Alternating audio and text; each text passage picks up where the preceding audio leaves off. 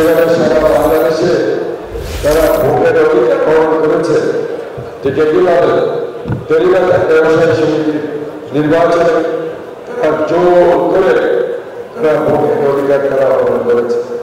জাঁকজমক আয়োজনের মধ্য দিয়ে অনুষ্ঠিত হয়ে গেল চট্টগ্রামের ঐতিহ্যবাহী টেরিবাজার ব্যবসায়ী সমিতির অভিষেক অনুষ্ঠান।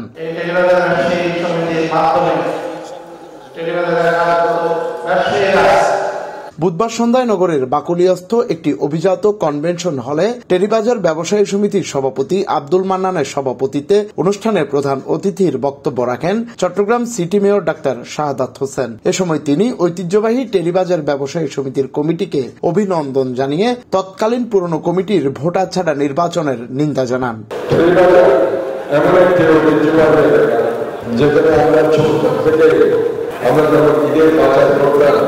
ঈদের কেনাকাটা করতাম, আমরা কিন্তু সেখানে যেতাম। আমরা দেখেছি গত 16-15 বছর কিভাবে জোর করে বিনা ভোটে তারা সেখানে জোর করে টেরিবাজার ব্যবসায়ী সমিতি নির্বাচনের নামে বারবার প্রহসন হয়েছে।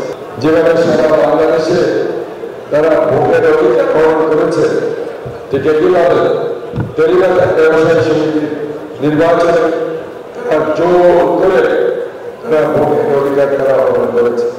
এতে বিশেষ অতিথির বক্তব্য রাখেন সিএমপির উপপুলিশ কমিশনার শাকিলা সুলতানা, সাবেক সাংসদ ও নগর জামাতের আমির শাহজাহান চৌধুরী। টেরিবাজার যেহেতু অনেক কনজেস্টেড জায়গা, নতুন করে আমাদেরকে একটু চিন্তা করতে হবে কিভাবে মানুষ মার্কেটের রাস্তাগুলোকে প্রশস্ত করা যায়, মানুষ যাতে কিভাবে আপনাদের মার্কেটের প্রতি আরেকটু আকৃষ্ট হয় সেটা আপনারা একটু খেয়াল রাখবেন। মানুষের যে সম্মিলিত শক্তি, সাথে যদি পুলিশ থাকে, একসাথে সাধারণ মানুষ এবং পুলিশ একসাথে যদি সম্পৃক্ত হয়ে কাজ করে, এইটা হলো অনেক বৃহৎ শক্তি। সবার সাথে একটু কথা বলার আমার সুযোগ হয়েছে, সবাইকে দেখার সুযোগ হয়েছে। আমি আপনাদের শক্তিতে কাজ করতে চাই, আপনাদের সহযোগিতায় কাজ করতে চাই।